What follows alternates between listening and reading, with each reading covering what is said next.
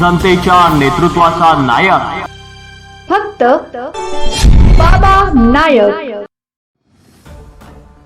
शिंदखेडा तालुक्यातील कोडदे गावात असलेल्या महादेव मंदिरात अज्ञात चोरट्याने मध्यरात्रीच्या सुमारास दानपेटी फोडून अंदाजे 40 ते 45 हजार रुपयांची रोकड चोरून नेल्याची घटना उघडकीस आली आहे। या घटनेमुळे ग्रामस्थांमध्ये संतापाचे वातावरण आहे।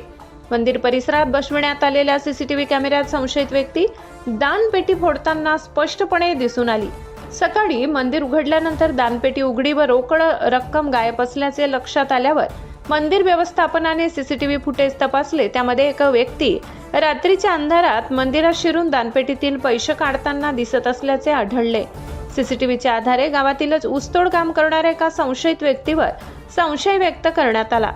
ग्रामस्थांनी तात्काळ शोध मोहीम राबवत संबंधित संशयितास रोकड रकमेसह पकडल्याची माहिती मिळाली आहे। या घटनेचा व्हिडिओ सध्या सोशल मीडियावर मोठ्या प्रमाणात व्हायरल होत आहे। घटनेची माहिती मिळताच स्थानिक पोलिसांनी घटनास्थळी धाव घेत पुढील तपास सुरू केलाय। मंदिर परिसरात सुरक्षा व्यवस्था अधिक कडक करण्याची मागणी ग्रामस्थांकडून करण्यात येत आहे। दरम्यान धार्मिक स्थळांवरील वाढत्या चोरीच्या घटनांमुळे नागरिकांमध्ये चिंता व्यक्त केली जात असून पोलीस प्रशासनाने गस्त वाढवावी अशी मागणी होत आहे।